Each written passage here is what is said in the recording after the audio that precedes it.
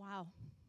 There are so many people here. I think I speak for the boys and myself, Eric and Dean and Eric and Nico, that we are so humbled by this outpouring of love for us and for Elise. And I can hear Elise right now saying, "Mom, I don't even know half these people." and I will tell you, that would make her so happy. Not that she doesn't know you, but that you're here to help us. You're here to support us. And we were who she was afraid of leaving. She was afraid of that. But we know we are loved, and with God's help, we will be fine. We'll never, ever get over it, but we will get used to it. This will be our new normal. On behalf of the family, I would publicly like to thank the Emory Johns Creek Hospital for the kindness, the love, the wonderful, wonderful care that they gave her the last 6 months. We were either in the ER or the CDU or in a hospital room, and we couldn't have been treated with more respect and more love. And Elise gave love and respect to everyone who treated her. And initially trying to poke that poor little thing and to draw blood, and it was hard. Her veins just wouldn't cooperate, and she would cry, "Oh, I'm so sorry." And she'd say, no, you're doing your job, you're fine. She always thanked, whether it was the doctor, the nurse, the technician, after they came to give her a treatment or a medication or something. She was always so gracious. And palliative that came and explained things to us. And when palliative came and on that Friday, February 14th, and said there was nothing else that could be done, and she said, "Okay, well, now we have a plan. Now we know what we're going to do." And then, "Mom, I want a Coke," because she hadn't had anything to drink. So went out and found her a Coke. But she received wonderful, wonderful care there, and we are so thankful for that. Elise was, for those of you who don't know her, she was, I would say, a complex young lady. She was intelligent. She was analytical, and that served her well in her job. Friday, or the Wednesday before she passed, she was still trading stocks, had to take her phone away from her. And as our dear friend knows, it's helped us try to settle her accounts. This gal had a mind for numbers, and she was had spread her wealth out, and she knew how to take care of herself. She was just amazing. She was funny. She was kind. She was very resourceful. If she wanted to learn how to do something, she did it. Nothing got in her way. She was very creative, as you'll see from, I hope you get a chance to see some of the items that we displayed out there. She was very crafty, and she taught herself how to do a lot of those things. She was a loyal friend, kept friendships for many years. Her friends in California that she kept in touch with sent sweet notes to me as she was in hospice. Shows her loyalty that she had to her friends. She loved Disney. Loved Disney. We were supposed to go in February, but she wasn't quite strong enough and was a little bit mad at me when we had to change that trip. So I said, well, we're just postponing it. Well, now we'll go as a family, the rest of us will go in her place. But she knew everything about Disney. She knew which restaurant to go to. "Mom, you're going to love the Wilderness Lodge." So that's where we will stay. But she loved, loved, loved Disney. She loved those red shoes of hers out there. That is Elise. I believe, and I'd have to ask Tracy from work, but I believe the last time she showed up at work, she wore those red shoes, or at least took them in. They hurt her feet, but she loved those red shoes. She loved ramen noodles. Even though they weren't good for you, there's way too much sodium in them, but that was the last breakfast. Then she had them for breakfast. And I fixed her ramen noodles on that Monday morning, and we went to the hospital for the last time on Tuesday. But she loved her ramen noodles, and she ate the whole thing. She loved her family. She loved her friends. And as I said, she was very loyal. When she worked at Verrazano, she worked there for many, many years. A lot of the people that she worked with became her family.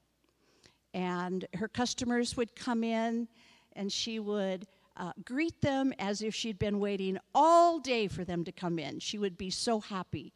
In fact, it was through Verrazano's that she met her husband, Nico. Nico's sister, Danielle, worked there and introduced Elise to her brother, Nico, and Nico and Elise married 2 years ago. So Verrazano's was important to her. She followed the mandates of Governor Kemp during COVID to make sure the restaurant stayed open. She was very strict and very regimented. Okay, in the family we say bossy. But she kept that place open so that no one would lose their job during COVID. And that part of her brain, the analytical part of her brain, served her so well in the hospitality industry. A lot of her customers became friends of hers. In fact, one gentleman and his family became such good friends, he offered her a job. So for the last 6 or 7 months of her life, she worked for Pulte Homes. And that appealed to the creative side of her. And she loved it. And we are so grateful how happy she was there and how they embraced her, and even through the sickness, and let her work from home 2 days a week. She loved, loved, loved that job. She would have a treatment on a Friday, stay with us for the weekend to build her strength up, show right back up to work on Monday. And she was in pain. She tried to hide it from all y'all, but I don't think she hid it very well. But she just loved being there, and it gave her so much joy. She said to me at one point, "Mom, if I hadn't gotten sick, I could have done such a good job for them." And I think if you ask any of them, she did do a good job for you. And she loved it. And from the bottom of our heart, we thank you for making her last couple of months so, so joyful. We thank you for that. PK made me write it down, so I have to make sure I don't forget. And I always do what PK asks me to do. So I would say, outside of her husband, Nico, the one person in life she loved more than anybody was her brother, Eric. They were very, very good friends.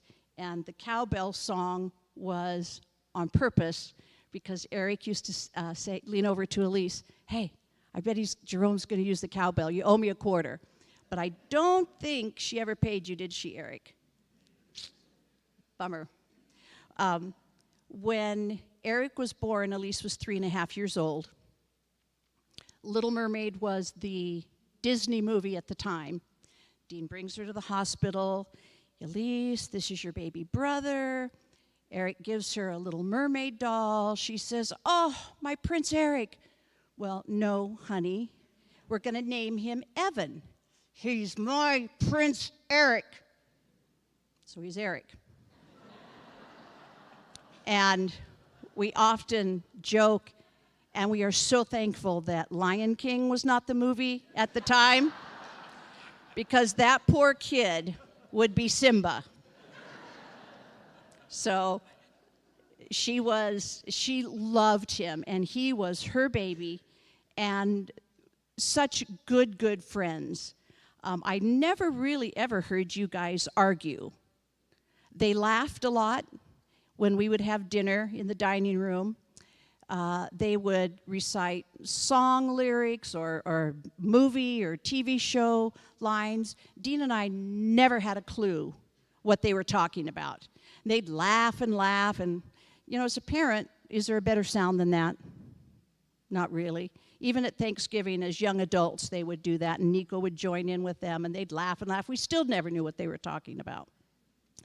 But it was such a joyful time for us. We moved from Washington to California, California to Georgia, and my family that's here were from Washington, and my sister's from Arizona, but we became a strong four-person unit because our family was all on the West Coast. So we're a very strong unit, and that's how we will get through this, with our church family and friends, and we have each other, and we will, with Nico and his mom joining our family, we will get through this. I don't want you to think that Elise was a saint by any means. She was 7th grade when we moved here.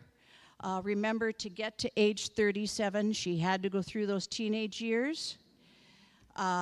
We ruined her life,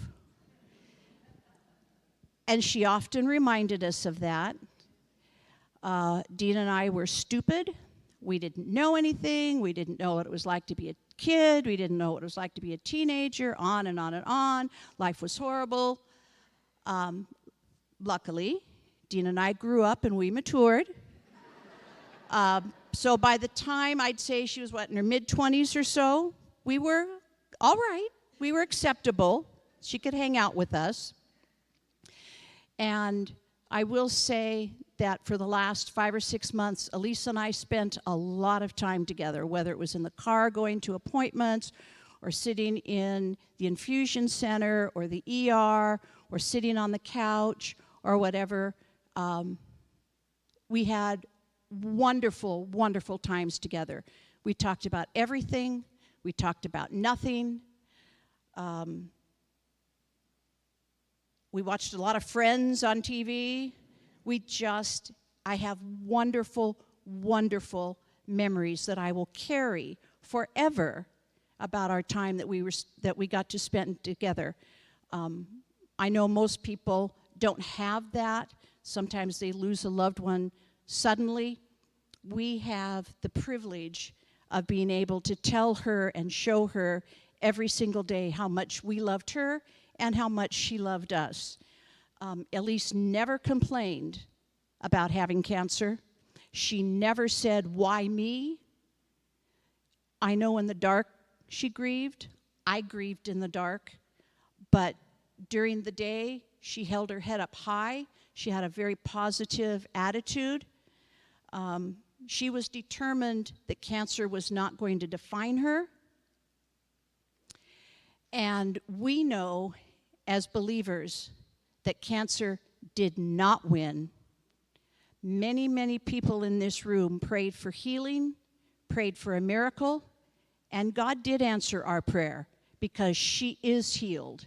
We know that the victory is Elise's through our Savior, Jesus Christ. She is healed, she is cancer-free, and she is singing in heaven with that beautiful voice of hers. She is no longer in pain, and for that we are so, so grateful. And that's why we sang wonderful, uplifting songs, because we know where she is.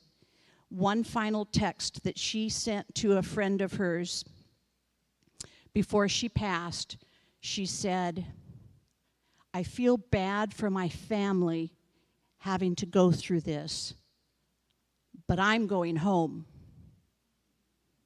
I'm going home." And we know from John 14:2, Jesus says, "In my Father's house are many rooms." Now granted, Elise's room is going to be littered with shoes and clothes, but that's on him now. But she is in heaven with God, and as parents, as family, we can't ask for anything better than that.